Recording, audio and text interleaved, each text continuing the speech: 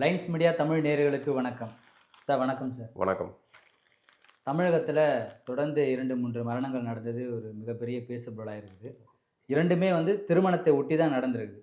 ஒன்று கோவை மாவட்டத்தில் ரிதன்யா, ஒரு இளம்பெண், திருமணத்துக்கு அப்புறம் 78 நாட்களில் இறந்தாங்க. அதுக்கப்புறம் இன்னைக்கு சமீபத்தில் பிரமிளா, சுப்பிரமணி 2 திருமணமான தம்பதிகள் குழந்தை பெண்கள் பிரச்சனை, குடும்ப பிரச்சனையால் இறந்திருக்காங்க. இது எல்லாருமே படித்தவங்க, நல்லா எஜுகேட்டடாக இருக்கிறவங்க. இந்த 2 மரணங்களும் திருமணத்தை ஒட்டி தான் நடந்திருக்குது. இதை பற்றி என்ன சார் நினைக்கிறீங்க? அதான் நீங்கள் சொன்ன மாதிரி 2 மரணங்களுக்கும் மையப்புள்ளியாக இருக்கிறது திருமண உறவு முறை. அதுக்கு முன்னாடி ஒரு மரணத்தில் சாதி முக்கிய பங்கு வகிக்குது. இன்னொரு விஷயத்தில் வரதட்சணை உள்ளிட்ட பாலியல் பல விஷயங்கள் கதை சொல்கிறாங்க. அது உண்மையாக என்னன்னு நமக்கு தெரியாது. ஆனால் 2 மரணங்கள் நிகழ்ந்திருக்கக்கூடாது. அதுவும் வாழ வேண்டிய ஒரு பொண்ணுடைய மரணம், இன்னொன்று மகள் வாழ வேண்டிய சூழலில் தாய் தந்தையர் இருவரும் ரயில் முன் பாய்ந்து தற்கொலை செய்து கொண்ட மரணம். இந்த எந்த ஒரு பிரச்சனைக்கும் இது தீர்வு கிடையாது. இது தீர்வு கிடையாது.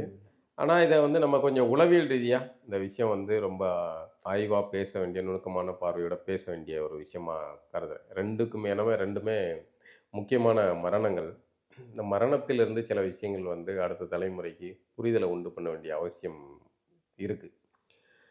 பொதுவாக காதல் திருமணங்கள் அல்லது நிச்சயிக்கப்பட்ட பெற்றோர்களால் பார்த்து வைக்கப்பட்ட திருமணங்கள் அப்படின்னு 2 திருமண முறைகள் இருக்குது. 2 திருமண முறையும் சரியானா ஒவ்வொருத்தருக்கும் ஒரு வகையில் அவங்க நிச்சயிக்கப்பட்ட திருமண முறையை ஆதரிக்கிறவங்க ஒரு குரூப்பு, காதலித்த திருமணங்கள் முறையை ஆதரிக்கும். ஆனால் 2லேயுமே சிக்கல் இருக்குது.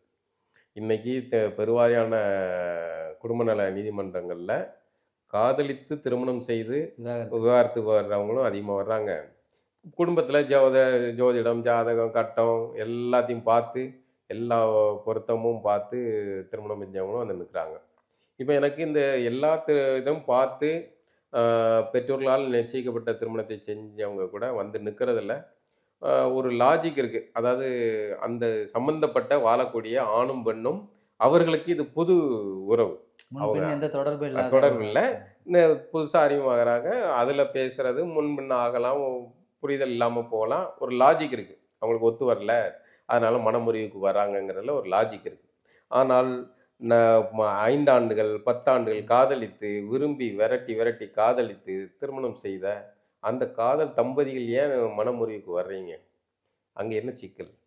அதுவும் மனமுறிவுக்கு வர்றது மட்டும் இல்லை, சில கொலைகள்லாம் பார்த்தா காதல் திருமணம் செஞ்சுருக்காங்க, விரும்பி காதல் திருமணம் செஞ்சுருக்காங்க. அதுக்கப்புறம் அந்த பெண்ணுக்கோ இல்லை அந்த பையனுக்கோ வேற ஒரு தொடர்புகள் ஏற்படுது. அதனால் இவங்களை கள்ளத்தூக்கி போட்டு கொள்வது, கொடூரமான கொலைகள்லாம் செஞ்ச இது இருக்குது.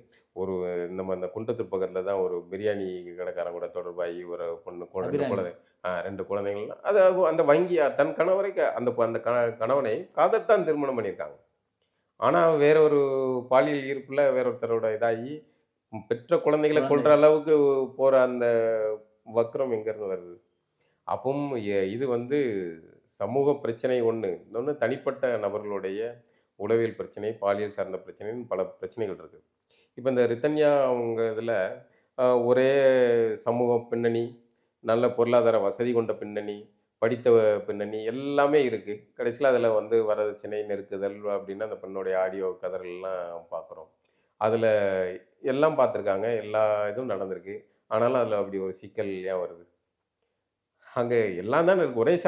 ஒரே சாதிக்குள்ளே திருமணம் பண்ணியிருக்கீங்க, நல்ல மகிழ்ச்சியாக தானே இருக்கணும். நல்ல பார்த்து எல்லாம் பண்ணி வச்சுருக்கீங்க. ஏன் அங்கே அந்த மாதிரியான பிரச்சனை வந்திருக்கு? அப்போ அந்த பையனுடைய நடவடிக்கைகள், அதில் ஏதோ ஒரு சிக்கல் இருந்திருக்கு. அந்த பெண்ணை கையாள தெரியாமல் கையாண்டதாக இருந்திருக்கலாம். வேறு ஏதோ ஒரு பாலியல் பிரச்சனைகள், அவனுடைய பாலியல் விருப்பம் என்ன இது, என்ன மாதிரி நடந்திருக்கான் அப்படிங்கிறதெல்லாம் நிறைய பேசுபொருளாக மாறுது. அந்த விஷயத்துக்குள்ளே நம்ம போகலாம். ஆனால் ஒரு நிச்சயிக்கப்பட்டு இது பண்ண திருமணத்தில் இந்த சிக்கல் வந்திருக்கு அப்படிங்கிறதுக்கு சான்று இதாக இருக்குது. அதுக்கு பின்னாடி அந்த பெண்ணுடைய தந்தை சொன்னதா ஒரு மீட்டில் சொல்கிறாரு, பெண் இன்னொருத்தர் கூட வாழ முடியாதவங்க இறந்துட்டார், அது எனக்கு ஒரு பெருமையாக இருக்குன்னு ஒரு வார்த்தையை சொன்னார். ஆமாம், அது சமூக வலைதளம் மிகப்பெரிய ஒரு பேசு பொருளாச்சு. அது நிச்சயமாக அவருடைய பார்வையில் அது சரியாக இருக்கலாம். ஆனால் அது சமூகம் அவருக்கு திணிக்கப்பட்ட உளவியல் சிக்கல். அது அவர் அந்த சொல்கிறார்ல, அந்த தந்தையை நம்ம கண்டிக்கணும். அவருடைய மனநிலையில் அவர் சொல்கிறார்.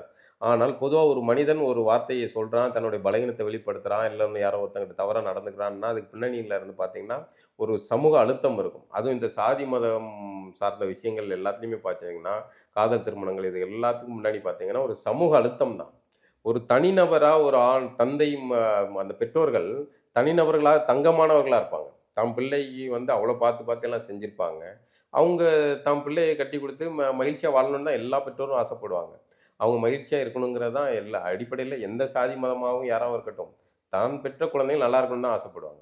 ஆனா அந்த குழந்தைகள் தனக்கு பிடித்தமான ஒரு பையனையோ, ஒரு பொண்ணையோ கை காட்டும்போது, ஏற்றுக்கொள்ள மனம் வராம இருக்கிறது காரணம் என்ன? அந்த நபர்கள் கிடையாது.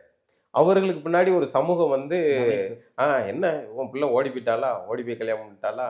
இத பத்தி அப்பவே தெரியும். அவ அப்படி வெளிய படிக்க அனுப்பும்போதே தெரியும். இதெல்லாம் வந்து ஒரு நெருக்குதல்.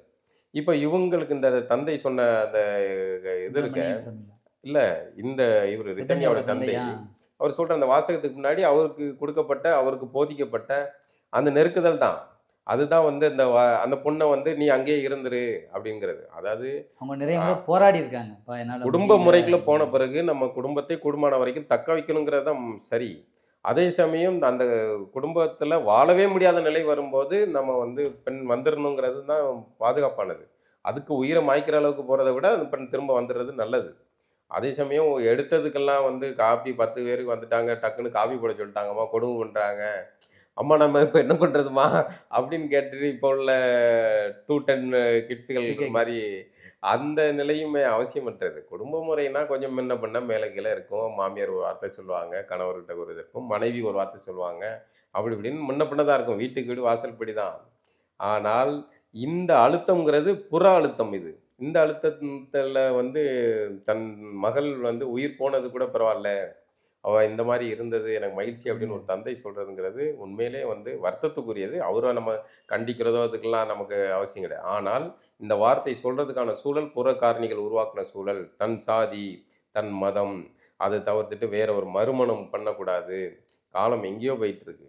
மறுமணம்ங்கிறது நம்ம தேர்ந்தெடுக்கப்பட்ட ஒரு திருமண முறை சரியில்ல அப்படின்னா, அவன் குடிகாரனா இருக்கான், தப்பானவனா இருக்கான், சைக்கோவா இருக்கான் அப்படின்னா, அத அத்து போட்டுட்டு வந்துட்டு பொது வாழ்க்கை போறது தான் சரி. ஆனா, அதுக்காக வந்து அதுல வந்து அப்படி போயிறக்கூடாது. இது போனா நம்ம சாதி கட்டமைப்பு என்ன ஆகுறது?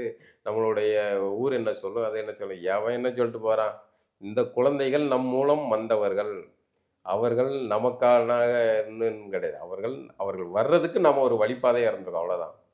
அப்போ அவங்க வாழ்க்கையே அவங்க மகிழ்ச்சியா இருக்கணுங்கிறது தான் முதன்மையானதா இருக்கணும். ஆனா, இப்போ இந்த 2வது விஷயத்துக்கு வாங்க. அதுல வந்து சுப்பிரமணிய பிரமிளா. அந்த பொண்ணு பெங்களூர்ல படிச்சிருக்கு. அதுக்கப்புறம் அமெரிக்கால படிச்சிருக்குது.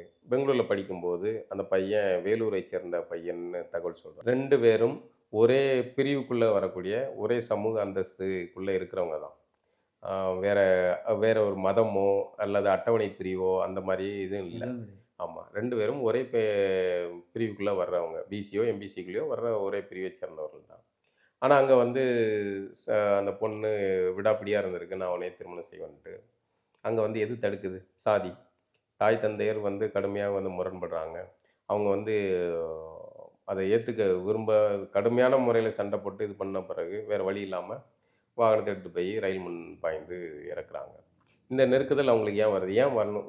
இப்போ தான் மகள் இந்த ஊர்ல இருக்கவன் சொந்தக்காரங்க ஒரு நாள் வந்து க கல்யாண வீட்ல விருந்து தின்னுட்டு மொய்ய ரூ. 100 ரூ. 500 மொய்ய வச்சுட்டு போற பயல்களுக்காக நம்ம ஏன் நம்ம பிள்ளைகளுடைய வாழ்க்கைய இது பண்ணணும்? பிள்ளைங்களுக்கு மகிழ்ச்சி. அந்த பிள்ளைங்களுக்கான நீங்க யாரோ ஒருத்தன பார்த்து கல்யாணம் பண்ணி வச்சு அனுப்ப போறீங்க. அந்த பிள்ளை இந்த மாரி ரித்தன்யாவுடைய கணவன் மாரி இருந்தால், அந்த பெண் சாகுறது சரியா? இப்போ தனக்கு பிடித்த ஒரு கணவனை, அவன் நல்ல பையன். வேற சாதியா இருந்தாலும் கூட, அவன் நல்ல பையன். அவன் நல்ல படித்த வர்க்க நிலையிலயும் மேல இருக்கான். அந்த பொண்ணு அமெரிக்கால போய் படிச்சிருக்கு. இந்த பையனும் நல்ல ஒரு கல்வி நிலையில படிச்சிருக்கான். இவனும் அங்க கூட படிச்சவன் தான் சொல்றாங்க. 2 பேருமே விசாரித்தவர்கள் 2 பொருளாதாரத்திலயும் பொருளாதாரத்தில சமனான எதிரானவர்கள் அந்தஸ்துல சமம். இருக்காங்க. உங்களுக்கு என்ன தேவை? சரி ஒரு வேற ஒரு பிரிவுன்னா கூட அத வந்து அதனால சாதி முரண்பாடுகள். இதுன்னு ஒரு காரணத்த சொல்லுவாங்க. இங்க சாதி மறுப்புங்கிறது நமக்கு முற்போக்குங்கிறது என்னது? அ அட்டவணை பிரிவு. அத தவிர்த்துட்டு மத்த எல்லா இதுவும் ஏத்துக்கிடுறது அப்படிங்கிறது தானே இதா இருக்கு. அப்படிதான் ஒரு தோற்றத்த உருவாக்கி அப்படிதான் இருக்குது. திராவிட அரசியல் என்னது? சில திருமண இதுலலாம் மிந்தி வரும். ஜாதி மதம் தடை இல்லை. அது ப்ராக்கெட்டில் எஸ்சி எஸ்டின்னு போட்டுருப்பாங்க. என்ன இது சாதி மதம் தடை இல்லைன்னா அந்த வெங்காயம் எல்லா வெங்காயத்துக்கும் போகிறது தானே. அப்போ பொதுவாக எனக்கு ஒரு பொண்ணு வேணும்ப்பா, எனக்கு ஒரு பையன் வேணும் அப்படி தானே போகணும். அப்படி போகாமல் நம்ம வந்து ஏன் இதில் ப்ராக்கெட்டில் ஒரு குறியீடு போடுறோம். அப்போ அது ஒரு உளவியல் பிரச்சனை. இந்த செக்ஷனில் இருக்கிறத வந்து சமூகத்தில் இருக்கிறவங்க ஏற்றுக்க மாட்டாங்க. அதே வந்து நம்ம செக்ஷன்லேயே வேறு வேறு பிரிவுன்னா ஓகே அக்செப்டபிள்ட்டு. இப்போ இந்த விஷயத்தில் அப்படி தானே. ஒரே செக்ஷன் ஒரே எம்பிசி பிரிவுன்னு நினைக்கிறேன். ஒரே பிரிவை சேர்ந்தவங்க அதில் வர்க்க நிலையிலும் சமமாக இருக்கிறாங்க. கொடுக்கறதுக்கு எது தடுக்குது? சமூகம் தனக்கு உருவாக்கி வச்சிருக்கிற சாதி கட்டமைப்பு. இந்த மாதிரி திருமணம் செஞ்சால் வந்து அது வந்து சமூகத்தால் எளிநகையாடப்படும், பேசுபொருளாகும். எந்த கண்ட பயல்க பேசுகிற அதை பற்றி நம்ம ஏன் கவலைப்படணும்? நம்ம பிள்ளைங்க மகிழ்ச்சியாக இருக்கா? அது பிள்ளைங்க கல்யாணம் பண்ணி இருந்துச்சுன்னா அது அமெரிக்காவுக்கு போயிட்டு அது பாட்டு வாழப்போகுது. வருஷத்துக்கு ஒரு தடவை லீவுக்கு வர போகிறாங்க. நீங்கள் போக போகிறீங்க. பேர பேத்திகளோட சந்தோஷமாக இருக்க போகிறீங்க. முடிஞ்சு போச்சு மகிழ்ச்சி. நம்ம இந்த சாதி கட்டமைப்புகளோ இதை மொழியோ எது மதத்தையோ கடவுளையோ நம்ம காப்பாற்றுறதுக்காக வந்திருக்கோம். நம்ம இந்த பூமிக்கு வாழறதுக்கு வந்திருக்கோம். இப்போ நம்ம பேசுகிற தமிழர் இதில் வந்து சொல்லுவோம், அப்போ நீ மட்டும் என்ன வெங்காயத்துக்கு தமிழ்னு பேசுகிற, திராவிடத்தை ஏன் எதிர்க்குன்னு. ஆமாப்பா, நாங்களும் வந்து தமிழை காப்பாற்றுறதெல்லாம் இது கிடையாது. எங்களை தமிழர்னு சொல்லுங்கிற இரங்கல் நிலையில தான் நாங்கள் சொல்கிறோம். நீங்கள் நாங்கள் தமிழனா இருக்கோம், எங்கள் தாய்மொழி தமிழ். எங்களை திராவிடன்னு சொல்லாதீங்கங்கிறோம். உங்கள் அரசியலுக்கு எங்களை சொல்லாதீங்க. இன்னொருத்தரையும் அவர் தெலுங்கரா இருக்காரு, கன்னடரா இருக்காரு, மலையாளியா இருக்காரு, அவர் அப்படி சொல்லாதீங்க. அவங்களுடைய சுதந்திரத்தோடு இருங்க. ஒரு தமிழ் பையன் ஒரு தெலுங்கு பொண்ணை காதலிக்கிறான்னா கல்யாணம் பண்ணிட்டு அவங்க பாட்டு வாழ்ந்துட்டு போட்டோம். ஒரு மலையாள பையன் ஒரு தமிழ் பொண்ணை காதலிக்கிறான், சந்தோஷமா இருந்துட்டு போட்டோம். அது அவங்க குடும்ப பிரச்சனை. மலையாள பையனுடைய பெற்றோருக்கும் தமிழ் பொண்ணுடைய பெற்றோருக்குமான குடும்ப பிரச்சனை. அவர்களுக்குள்ள அவங்க பேசியாப்பா என் பையன் வந்து ஒரு மலையாள பொண்ணை கல்யாணம் பண்ணிட்டான்ப்பா. ஓகே, அவங்க வந்து அப்படியே லைஃப் அப்படி போயிட்டு இருக்கு. அவங்க குழந்தைய அவங்க தமிழர்களாக வளர்க்குறாங்களா, மலையாளியாக வளர்க்குறாங்களா? பொதுவாக தந்தை வழி சமூகம். அப்போ மலையாள பையனை கல்யாணம் பண்ணால் மலையாளியாக மாறிடுவாங்க. அவங்களுடைய வாரிசுகள் தான் இயல்பானது. அந்த அடிப்படையில் தான் நம்ம சொல்லிட்டோம். மற்றபடி நம்ம பேசி வந்து தமிழ் கடவுள் முருகனையும் காப்பாற்ற போகிறது கிடையாது, தமிழையும் காப்பாற்ற போகிறது கிடையாது. வாழ வந்திருக்கோம், அந்த பூமியில் வாழ்ந்துட்டு சத்தம்லாம் பொத்துனாப்புல போயிடணும். அந்த வகையில் இந்த சாதி இது ஒரு உளவியல் சிக்கல். இது மனநிலை. அதுதான் வந்து திவ்யா இளவரசன் விஷயத்தில் ஆரம்பித்து பல காதல் திருமணங்கள் வரிசையாக நம்ம பார்த்துக்கிட்டு இருக்கோம். சங்கர் ஒவ்வொன்று கௌசல்யா எல்லாத்துக்குள்ளுமே இதுதான் இந்த உளவியல். வெளியிலேருந்து வர்ற சமூக அழுத்தங்கள் தான் வந்து இதை வந்து இது பண்ணுது. இந்த சமூக அழுத்தங்களை தூக்கி தூர போட்டுட்டு என்றைக்கு என் பிள்ளைகள் என் குழந்தைகளுடைய மகிழ்ச்சி, எங்கள் குழந்தைகளுடைய மகிழ்ச்சி தான் முதன்மையானது. என் மூலம் வந்தான் எனக்கு அந்த என்னவோ கண்ணுக்கு தெரியாத சாதி, எவனோ சொன்ன மூளையில் திணிக்கப்பட்ட ஒரு சாதி எனக்கு முக்கியமான கருதுது. அது வந்து என் குழந்தைகளை ஆணவ கொலை செய்ய வைக்குது. அது வந்து அதை விட எனக்கு என் குழந்தைங்களுடைய மகிழ்ச்சி தான் முக்கியம்னு நினைக்கும் போது தான் இந்த சமூகம் மாறும். இந்த விஷயத்தில் இந்த ஆர்டிஓ அவர்களுடைய அவங்க மனைவியும் ஒரு 2 விஷயத்துலையுமே முக்கியமாக எனக்கு அதில் நெருடலாக பட்டதே, இவர் ஒரு ஆர்டிஓ, அந்த அம்மா ஒரு அரசு பள்ளி ஆசிரியை. 2 பேருமே 2 பேருமே கல்வியிலையும் மேலானவர்களாக இருந்திருக்காங்க, பொருளாதாரத்திலையும் மேலானவர்கள். ஆனால் இந்த சாதி வந்து மண்டைக்குள்ள இருந்த சிக்கல் தான் இதுக்கு காரணம், அடிப்படை காரணம். இப்போ அவரு கூட ஆர்டிஓ அது ஒரு கரடு முரடான தொழில், ஏதோ ஒன்று இதுன்னு போயிருங்களேன். இந்த அம்மா ஆசிரியை. எவ்வளோ விஷயங்கள் படிச்சிருப்பீங்க நீங்க. சமூகத்துக்கு சொல்லிக் கொடுக்க வேண்டிய சமூகத்துக்கு இடத்துல நீங்க இருக்கீங்க. உங்கட்ட படிக்கிற குழந்தைக்கு தீண்டாமை ஒரு பாவச் செயல் அப்படின்னு புத்தகத்துல இருக்கிறத நீங்க எப்படி சொல்லிக் கொடுத்துருப்பீங்க? உளப்பூர்வமா சொல்லிக் கொடுத்துருப்பீங்களா? இந்த மணல்ல இருக்கிற ஆள உங்களால உளப்பூர்வமா சொல்லிக் கொடுத்துருப்பீங்களா?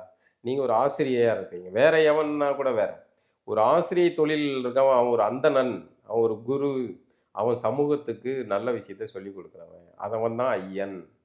அவனே வந்து இப்படி தவறா இருந்தால் அந்த சமூகம் எப்படி இருக்கும்? இந்த தூத்துக்குடியில இங்கே ஒரு பையன்ட்ட ஒரு ஆசிரியை வந்து பேசினாங்க. அவன் வந்து சாதி சம்மந்தமான்ட்டு. அந்த பையன் சொன்னான், அந்த பையன் பேர் கூட ஏதோ பேரு, நல்ல பேரு.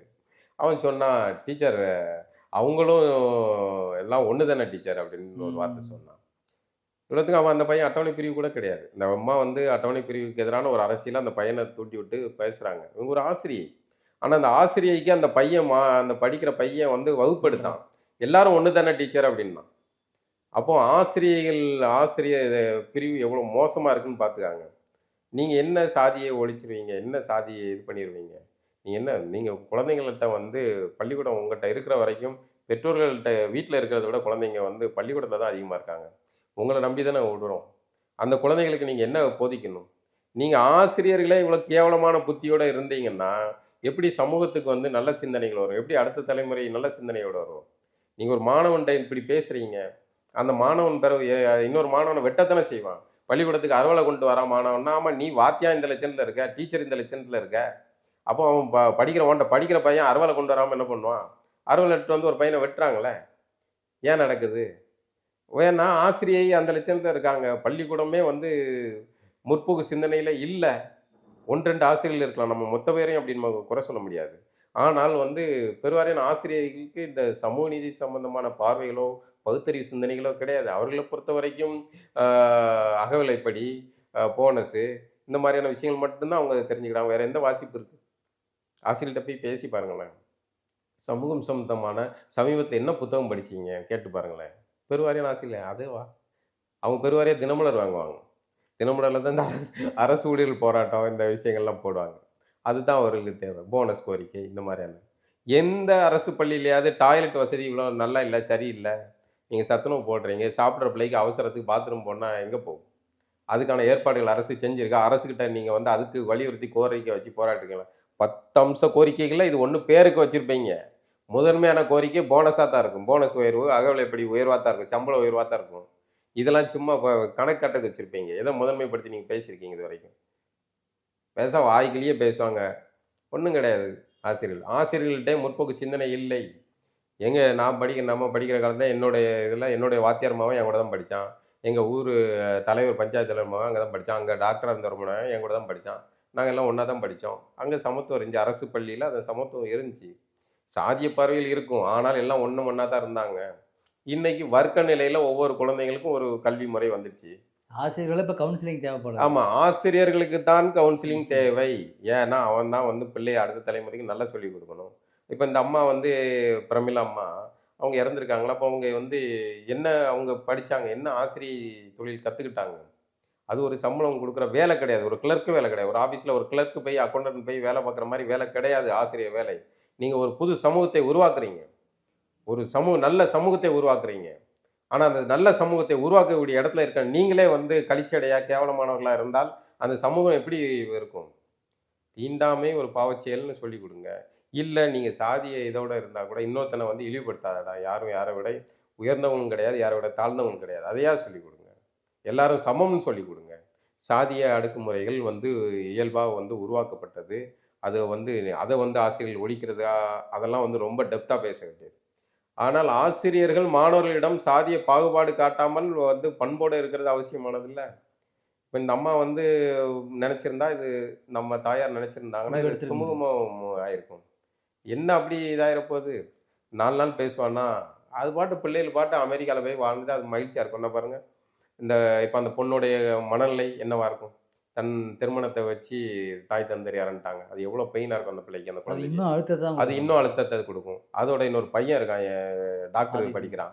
அந்த பையன் படிக்கிறான். இப்ப 2 குழந்தைங்களும் போயிட்டாங்க. என்ன உங்க சாதி உங்கள காப்பாத்திட்டு, என்ன சாதி உங்கள வந்து இன்னைக்கு வந்து உங்கள கேட்ட பயல்கள் எல்லாம் வந்து என்ன உங்களுக்கு கோயில் கட்டி கும்பிட போறானா?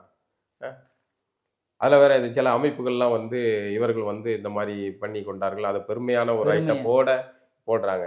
இந்த நாய்கள முதல்ல உதைக்கணும். என்ன நீ வந்து காப்பாத்திட்ட சாதிக்காக? என்ன அந்த சாதிய நாம காப்பாத்த போறோம்? சாதி இருக்குன்னா இருக்கு. நம்ம சாதிய வந்து ஓவர் நைட்ல ஒழிக்கணும்னு சொல்லல. ஆனா, அந்த சாதிய காப்பாத்த வேண்டிய அளவுக்கு நாம கிடையாது. நம்ம வாழ வந்திருக்கோம் அந்த பூமிக்கு. வாழ்ந்துட்டு போவோம் அவ்வளோதான். செத்த இல்லாம பொத்துனாப்புல வாழ்ந்துட்டு போயிரணும். அப்போ இந்த 2 திருமணத்திலயுமே, அது ஒரே சாதி திருமணம், எல்லா பெற்றோர்களும் பார்த்து வைத்த திருமணமும் சிக்கல். இங்க வந்து காதல் திருமணம், ஒரே பிரிவு, ஆ இப்போ பொருளாதாரத்திலயும் ஒரே வர்க்க நிலையிலே இருக்காங்க. அங்கேயும் சிக்கல். இப்ப 2க்கும் எது இருக்கு? அதையும் 2ம் கல்வி. கல்வியில அப்ப அந்த கல்வி மேல என்ன வந்திருக்கு? என்ன சொல்லிக் கொடுக்கப்பட்டிருக்கு இந்த கல்வி? அப்படிங்கிறது தான் மிகப்பெரிய கேள்வியா இருக்கு. இது வந்து இந்த 2 திருமணங்களும் ஒரு பாடம். நீங்க வந்து ரிதன்யா ஒரு வேள காதலிச்சிருக்கலாம். இருக்கா இல்லன்னு தெரியல. அந்த பெண்ண இது பண்றதில்ல. அவங்கள கட்டிக் குடுத்திருந்தா, அந்த பொண்ணு மகிழ்ச்சியா கூட வாழ்ந்திருக்கலாம். இந்த மாரியான ஒரு பையன்கிட்ட சிக்காம, சைக்கோட்ட முடிவெடுத்திருக்க. போய் சிக்காம மகிழ்ச்சியான வாழ்க்கை கூட வாழ்ந்திருக்கலாம். வீட்ல எல்லாம் ஜாதகம், ஜோதிடம் பார்த்து எல்லாம் வச்சு பண்ணது இப்படி ஆயிப்போச்சு. இங்க வந்து இந்த மாரி சிக்கலா இருக்கு. சுப்பிரமணி, பிரமிளா பிரமிளா. குடும்பத்தில. அப்போ இது 2மே வந்து சமூகத்திற்கு மிக முக்கியமான மரணங்கள். இதுல இருந்து சமூகம் அடுத்த தலைமுறையினர் வந்து அத கவனமா கையாள வேண்டியது அவசியமானது. சரி, இப்ப தமிழகத்துல இதுவரைக்கும் நடந்த நெறைய சட்டம் ஒழுங்கு அது மாரி பிரச்சனைகள்ல பார்த்தீங்கன்னா, அதிகமாக வந்து தென் மாவட்டங்கள்லாம் அது நடந்திருக்குது. இந்த வட மாவட்டத்தை காட்டிலும் தென் மாவட்டங்கள் வந்து நிறைய பிரச்சனைகள், அது சாதிய பிரச்சனைகள், திருமணம் சம்மந்தப்பட்ட பிரச்சனை, நம்ம வர்க்க பிரச்சனை, நிறைய பிரச்சனை நடந்திருக்குது உங்களுக்கு தெரியும். தொடர்ந்து நியூஸில் பார்த்துருப்பீங்க. தென் மாவட்டங்கள்ல அதிகமா இந்த மாரியான பிரச்சனைகள் நடக்கிறதற்கு, அது எந்த மாதிரியான கட்டமைப்பு, என்ன காரணமா இருக்கும் அது? இல்ல தென் மாவட்டம் சும்மா அந்த அப்பாவு கூட வந்து ஏதோ ஒண்ணு இடையில அப்ப அங்க எதுவும் சொல்லியிருந்தாரு. பிரச்சனை இல்ல, இல்ல அப்படின்னு. திருநெல்வேலில அப்படின்னு அப்படிலாம் கிடையாது. அதெல்லாம் சும்மா பொய்யானது. தென் மாவட்டங்கள் உட்பட இப்ப எல்லா மாவட்டங்களுமே அப்படிதான். தென் மாவட்டங்கள்ல கொஞ்சம் ஓவரா இருக்கு. அதிகமா இருக்கு. சாதிய சிந்தனைகள் மனநிலை அதிகமா தான் இருக்கு. திருநெல்வேலியில பெருவாரியா பார்த்தீங்கன்னா, திருநெல்வேலி மண்ணு, தாமிரபரணி தண்ணி, அதெல்லாம் வந்து அத அப்படியே ஒரு மாரி சிலாகிச்சு பேசுவாய்ங்க.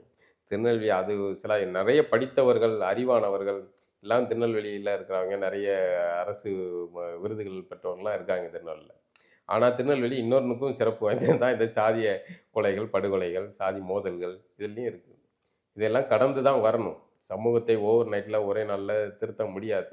ஏன்னா தேர்தல் அரசியல் வந்து திருந்த விடாது. தேர்தல் அரசியலுக்கு 2 சாதிகள் மோதிக் கொண்டிருக்க வேண்டும். அந்த சாதி மோதல்களை வைத்து இவர்கள் தங்களுடைய வாக்கு வங்கி அரசியலை செய்வார்கள். இதுதான் வட மாவட்டத்தில ஏன் வந்து வன்னியர்களும், பறையர்களையும் வந்து ஒண்ணா இருக்க விடமாட்டுது. தேர்தல் அரசியல். இன்னைக்கு ஒரே தந்தை மகனையுமே வந்து ஒரு தேர்தல் அரசியல் தானே பிரிச்சு விட்டு வேடிக்கை பார்க்குது.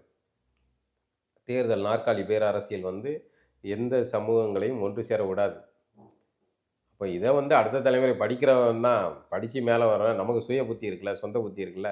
நம்ம தான் யோசிச்சு பார்க்கணும். இது எதுக்கு? ஏன் இத சொல்றானுங்க? அது அவசியமா? நம்ம இத தூக்கி சுமக்கணுமா? அப்படிங்கிறத நாம தான் முன்னெடுக்கணும். அது வந்து அடுத்த தலைமுறை கையில தான் இருக்கு. அதை உருவாக்க வேண்டிய ஆசிரியர்கள் கையில அது பொறுப்பு மிக கூடுதலா இருக்கு. ஆசிரியர்கள் தான் வந்து திருந்த வேண்டியது மிக மிக முக்கியமானது. ஆசிரியர்களுக்கு அறிவு வர வேண்டியது மிக அவசியமானது. சமூக பார்வை அவசியமானது. சமூக பார்வை இல்லாத ஆசிரியர்கள் வந்து உருவாக்குற மாணவர்கள், அவன் வந்து சாதி வெறியனாவும், மத வெறியனாவும், கழிச்சடையாவும், குப்பையாவும் தான் உருவாவான். சமூக பார்வையை ஆசிரியர்களுக்கு உருவாக்க வேண்டியது தான் மிக மிக அவசியமானதுங்கிறத நான் வேண்டுகோளா வைக்கிறேன். மீண்டும் ஒரு நிகழ்ச்சியில் பார்ப்போம் சார். நன்றி. நன்றி.